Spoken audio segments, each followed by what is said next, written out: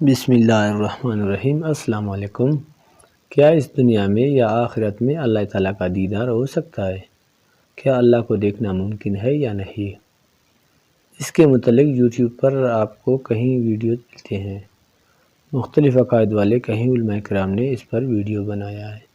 ہر کسی نے اپنے عقیدے کے مطابق اس موضوع کو بیان کیا ہے، لیکن میں نے ان سب ویڈیوز کا نچوڑ نکال کر یہ چھوٹا سا ویڈیو بنایا ہے۔ ویڈیو کو آخر تک ضرور دیکھنا، کیونکہ اس میں آپ کو بہت سی چیزیں ملنے والا ہے۔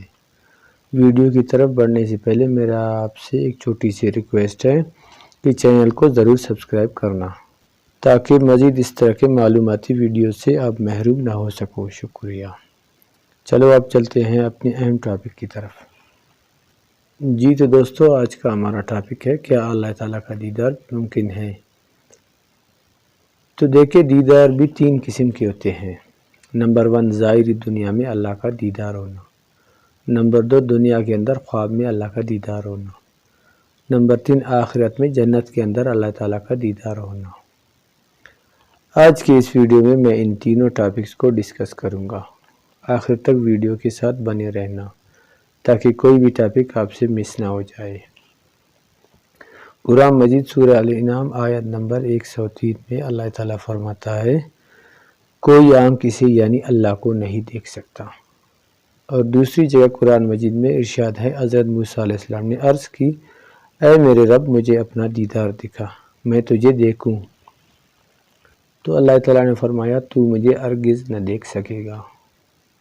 سورہ الانعام آیت نمبر 103 کے تفسیر پر بخاری شریف میں حضرت عائشہ رضی اللہ تعالیٰ عنہ سے منقول ہے کہ وہ فرماتی ہے، جو شخص یہ کہا کہ رسول اللہ صلی اللہ علیہ وسلم نے معراج کی رات اپنے رب کو دیکھا، تو اس شخص نے اللہ پر بڑا جھوٹ بولا۔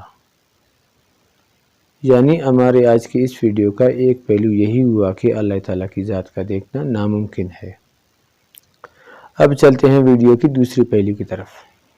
احادیث کے مختلف کتابوں میں کہیں احادیث میں ہے کہ رسول اللہ صلی اللہ علیہ وسلم نے معراج کی رات اللہ پاک کا دیدار کیا، وہ بھی سر کی آنکھیں اور دل کی آنکھوں سے۔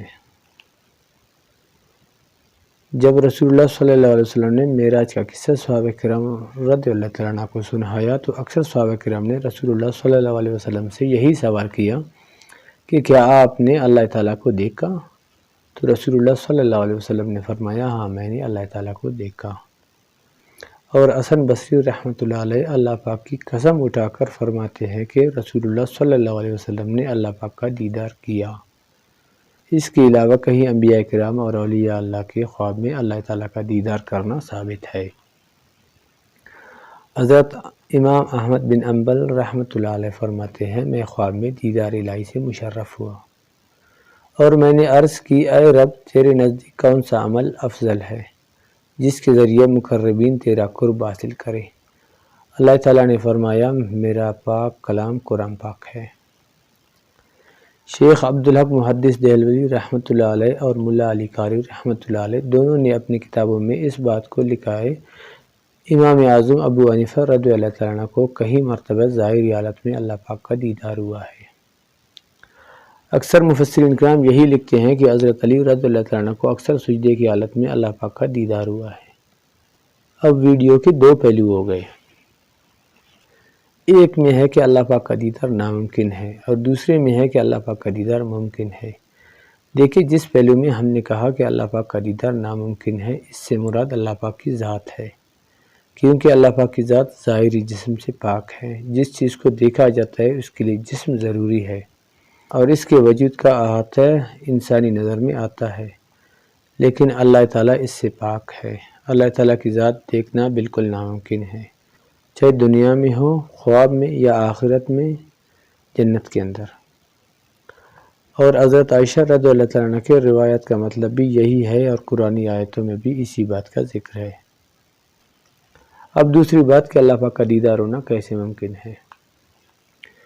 دیکھیں، قرآن مجید کے سورہ الاعراف کے آیت نمبر 143 میں اللہ تعالیٰ نے بات واضح کر دیا، جس کا ذکر پہلے بھی کر دیا ہے، کہ جب موسیٰ علیہ السلام نے التجا کیا، اے میرے رب، مجھے اپنا دیدار دکھا، تو اللہ تعالیٰ نے فرمایا، تو مجھے ہرگز نہ دیکھ سکے گا۔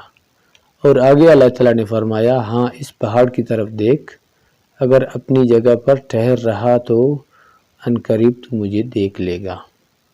پھر جب اس کے رب نے پہاڑ پر اپنا نور چمکایا تو اسے ظاہر کر دیا۔